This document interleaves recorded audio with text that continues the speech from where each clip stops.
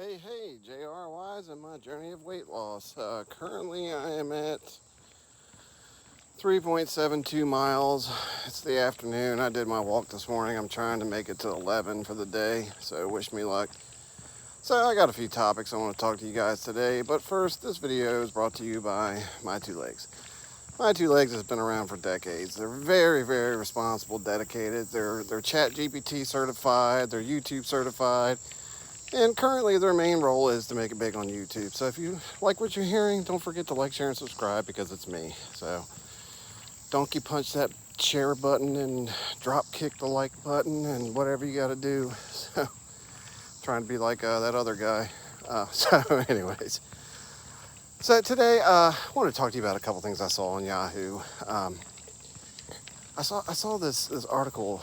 A circus performer was airlifted to a hospital because their partner shot an arrow at him and missed and hit him in the neck. And it's like, my goodness gracious. I mean, what a bad day at work, guys. I hope the dude, recovers, but my goodness. Man, Mondays, right? Oof. So, like I said, they flew him out. I think he was in critical condition or something like that, last I heard. I haven't followed up on it, but geez, oh flip, man. Ouchie mama. So I wonder if he worked with his wife. Oops. I wanted that new car, honey. Oops. I'm being stupid. So the next one I want to talk about, this couple in UK, they were doing some home renovations and they found this old nasty paint can in a space that they were renovating or something like that, and it had over $200,000 in cash in it from the previous owners or that predated the previous owners. I'm not entirely sure, but can you imagine how upset the people are who sold them that home? They're like, oh my God, I was sitting on $200,000 this entire time. I sell it to these people, they renovate it and find it.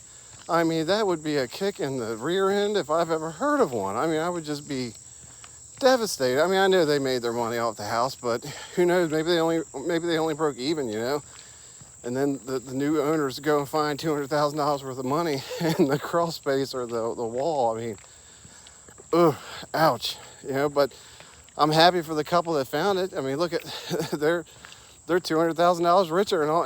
They can buy a new home and pay off the renovations, pay off the home, whatever they're going to do with it.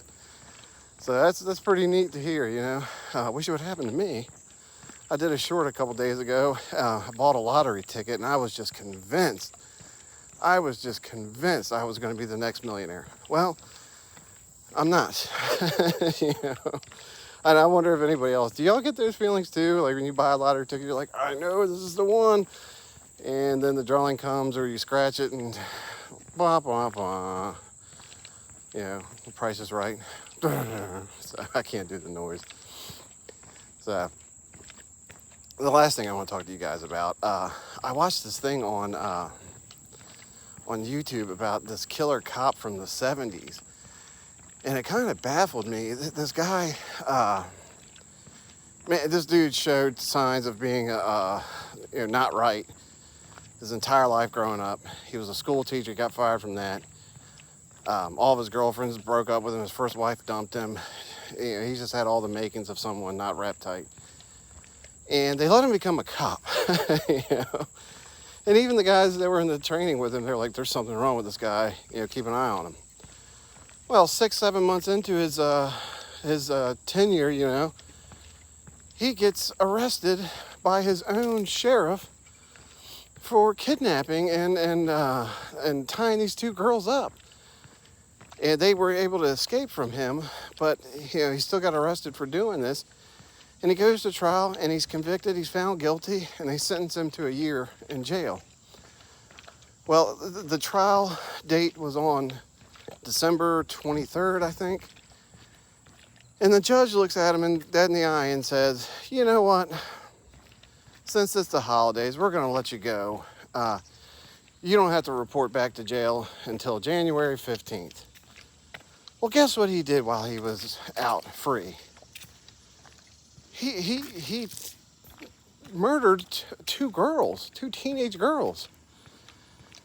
And they didn't find out it was him until a few months later, after he was already in prison, and they convicted him, locked him up. Well, come to find out, this guy was responsible for, like, I don't know, 20 or 30 murders, or they think he was, because they searched his house and they found belongings to all these missing women. And it was just an awful story to hear. But my whole point of bringing this up and talking about it is, why would they ever let somebody that was just found guilty and convicted go home on a break like that? It just, the man had some, issues, because he was trying to, torture these poor two girls, and they just let him out. And I can't imagine how that judge felt. This happened back in the 70s. It wasn't recent, but it's still a terrible thing to even think about. And, if you know somebody that's displaying signs like that, you need to let somebody know, because had somebody spoke up sooner, it could have prevented all that. And that's the main thing I want to get across. So, all right, guys, if you like what I'm talking about and you like my two legs, like, share, and subscribe. All right, guys, take care.